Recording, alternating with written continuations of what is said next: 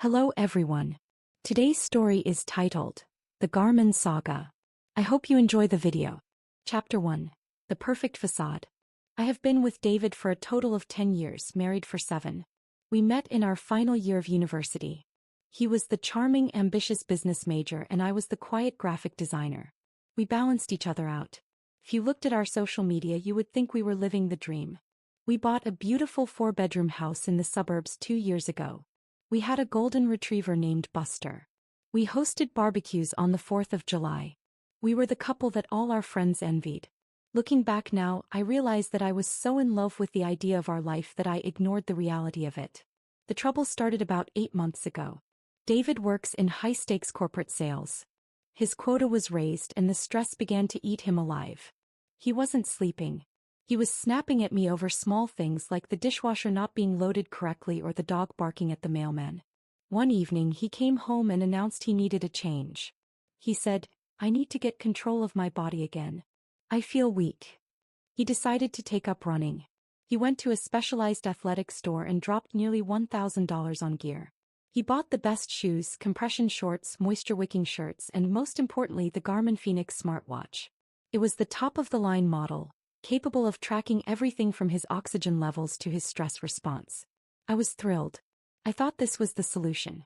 I thought the endorphins would bring my happy, loving husband back. And for the first month it seemed to work. He was running 3 miles every morning. He had more energy. He was more affectionate. But then the marathon phase began. Chapter 2. The Shift. David told me he signed up for a regional marathon that was taking place in 6 months. He said he needed to ramp up his training. The morning jogs weren't enough anymore. He needed to do long runs and tempo runs. His schedule shifted dramatically. Instead of running before work, he started running after work. He would come home at 6 p.m., change immediately and disappear until 9 p.m. Then the night runs started. He claimed that the summer heat was too intense during the day. He said, "I can't hit my target pace when it is 80 degrees outside. I need to run at night." So he started leaving the house at 10 p.m. The red flags were there, but I was colorblind. The first odd thing was his phone. David used to leave his phone on the coffee table while he showered. Suddenly the phone was glued to his hand. If he went to the bathroom, the phone went with him. If he was charging it, he turned the screen face down.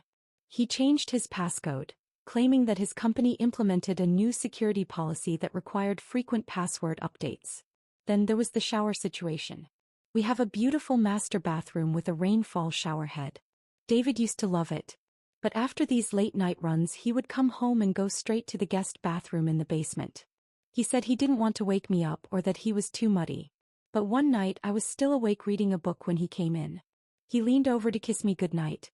He had supposedly just run 10 miles. He should have smelled like salt and sweat. He should have been radiating heat. Instead he smelled like lavender and vanilla. I asked him, "Did you shower at the gym?" He stiffened. Just for a split second. He said, "Yeah. The 24-hour gym." I felt gross. I let it go. Why would I doubt him? He was my husband. Chapter 3. Sarah. I need to tell you about Sarah. Sarah was the new junior associate at David's firm. She was 23, fresh out of college and incredibly eager. David had mentioned her a few times. He said she was sharp and a quick learner. About 4 months ago, David invited her to our house for dinner along with a few other colleagues. I wanted to be a good hostess. I made a roast. I bought good wine. When Sarah walked in, I felt a strange prickle on the back of my neck. She was beautiful, undeniably. But it was the way she looked at David. It wasn't the look of an employee looking at a boss. It was familiar. She knew how he took his coffee. She made a joke about his weird habit of tapping his pen when he was thinking. At the dinner table she said to me, "You are so lucky. David is the most inspiring mentor I have ever had. He stays late almost every night to help me with the spreadsheets." I looked at David. He didn't meet my eyes. He was busy cutting his steak. "He stays late?" I asked. "I thought the office closed at 6. David quickly interjected. We moved to the conference room. It is quieter there. I brushed it off. I told myself I was being insecure. I told myself that I was 10 years older than her and maybe I was just jealous of her youth. Chapter 4. The iPad. Fast forward to last Tuesday. The night everything shattered. David said he was going for a recovery run. He said he would be gone for about 2 hours. He left at 9:30 p.m. He was in such a rush to leave that he made a fatal mistake. He left his iPad on the kitchen island. Usually his devices are locked down, but he had been using the iPad to look up recipes earlier, and he hadn't locked the screen. I was cleaning the kitchen when I heard a distinct ping. It was a notification from the Garmin Connect app. Activity upload complete. Evening run. I walked over to the iPad. I wasn't planning to snoop. Honestly, I just wanted to see his route. I wanted to see if he was running near the park or near the river just for safety reasons. I tapped the notification. The app opened. I saw the map. The GPS trace showed him leaving our driveway. He ran for about 1 mile at a steady pace. Then the blue line on the map stopped. It didn't loop back. It didn't pause at a stoplight. It stopped at an apartment complex called the Highland Lofts. I zoomed in. He wasn't on the street. The GPS dot was deep inside the building complex. I looked at the time. He had been stationary at this location for 45 minutes. My heart started hammering in my chest. I felt cold. I switched tabs to the health data section. This is where technology became my best friend and his worst enemy. The Garmin watch tracks heart rate continuously. If he was just visiting a friend and sitting on a couch, his heart rate should have been resting. Maybe 60 or 70 beats per minute. I looked at the graph for the last 45 minutes. It was spiking. It went up to 130, then down to 90, then up to 150. It was a rhythmic, interval-based pattern. It was the pattern of intense physical exertion.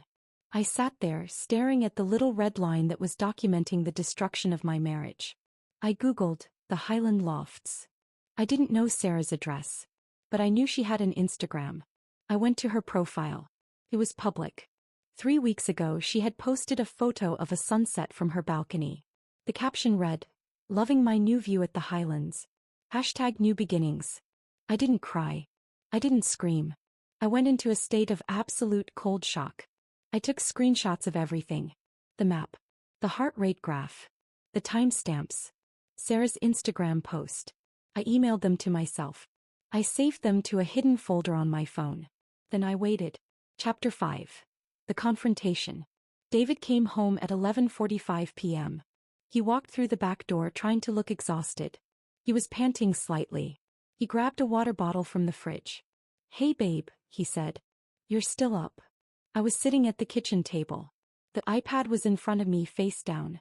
"I couldn't sleep," I said calmly. "How was the run?" "Brutal," he said. He wiped his forehead with a towel. "My splits were terrible. I think I'm coming down with a cold." "That's strange," I said. "Because according to your data, you had a very interesting workout." He froze. The water bottle stopped halfway to his mouth. "What do you mean?" I flipped the iPad over. The screen was bright in the dim kitchen. It showed the zoomed-in map of the Highland Lofts. "You ran 1 mile," I said, my voice steady. "And then you spent an hour and 15 minutes at Sarah's apartment complex." David's face went pale. He looked like a ghost. I didn't." He stammered. "The GPS drifts. You know how technology is. It glitches." "Does the heart rate monitor glitch too?" I asked. I swiped to the next image. The graph showing the spikes. "Because this doesn't look like running, David. And it certainly doesn't look like sitting on a couch. It looks like you were having sex." He tried to laugh. It was a nervous, pathetic sound. "You're crazy." I stopped there to drop off some files she needed for the morning presentation. I ran up the stairs. "That's why my heart rate was up." "For an hour?" I asked. "You ran up the stairs for an hour?" He went silent. He looked at the floor. He looked at the door. He was looking for an exit. "Tell me the truth," I said. "Right now. Or I call your brother, I call your parents, and I post this graph on Facebook." He crumbled. He literally slumped onto one of the kitchen chairs and put his head in his hands. "It just happened," he whispered. "We didn't plan it." "How long?"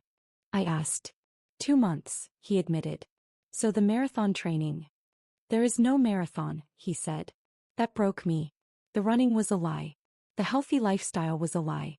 The protein shakes I made him, the laundry I did, it was all to facilitate him sleeping with a 23-year-old. Chapter 6. The trickle truth. I kicked him out that night. He packed a duffel bag and went to his brother's house. The next few days were a nightmare of trickle truthing. This is a term I learned from Reddit. It's when a cheater only admits to what you already know and slowly reveals more only when forced. First he said it was just physical. Then I checked our credit card statements. I found charges for fancy dinners at Italian restaurants across town. Dinners he claimed were client meetings. I found a charge for a diamond necklace from a local jeweler. I had never received a necklace. When I confronted him with the receipts, he admitted they were in love. He said Sarah understood him in a way I didn't. He said I had become too domestic, and that he needed excitement. That was the moment the sadness turned into pure rage. I contacted a divorce lawyer immediately. We live in an at-fault state, which means infidelity can impact the division of assets. My lawyer, a shark of a woman named Jessica, told me to gather everything. I downloaded his entire Google location history.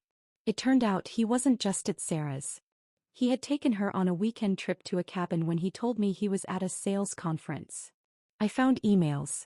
I found texts. The things they said about me were devastating. Sarah called me the roommate. David complained that I was boring and obsessed with the dog. Chapter 7. The Fallout. When the news broke to our families, it was chaos. My parents were furious. My dad wanted to drive over and punch David. But David's family? That was a surprise. His mother called me. She said, "Relationships are hard, honey. Men have needs. Maybe if you forgive him you can work past this. He is under a lot of stress." I hung up on her. I blocked her number. David tried to come back. About 2 weeks after I kicked him out, the reality of his situation hit him. Living on his brother's couch wasn't fun. He sent me flowers. He sent me a handwritten letter. He blamed a midlife crisis. He said he would cut Sarah off. But I knew he hadn't. Because I still had access to his Uber account. I could see that he was taking rides to her apartment late at night. He was still lying. Chapter 8. The Resolution. It has been 6 months since that night with the iPad. The divorce is nearly finalized. Because I had undeniable proof of the affair and the money he spent on her using our joint funds. The settlement is heavily in my favor. I am keeping the house. He has to buy me out of his share of the equity, but since he spent all his savings on the affair and training gear, he is having to take out a massive loan with a terrible interest rate. He is also paying for my legal fees. As for Sarah, the excitement wore off. Once David wasn't the rich, successful mentor with the nice house, but a broke, divorced man living in a studio apartment. The romance died. I heard through mutual friends that she dumped him last week. She applied for a transfer to a different branch of the company to get away from him. David is now alone. He doesn't run anymore. He gained about 20 pounds. Sometimes late at night I look at that screenshot of the heart rate graph. It's strange. That little red line represents the worst pain I have ever felt. But it also represents my freedom. If he hadn't been so obsessed with tracking his data, I might have wasted another 5 years with him. So, in a way, I am thankful for the technology. I still wear my smartwatch. I use it to track my walks with Buster. And every time it buzzes to tell me I hit my goal, I smile. I am moving on. My heart rate is steady. And my GPS shows that I am exactly where I need to be.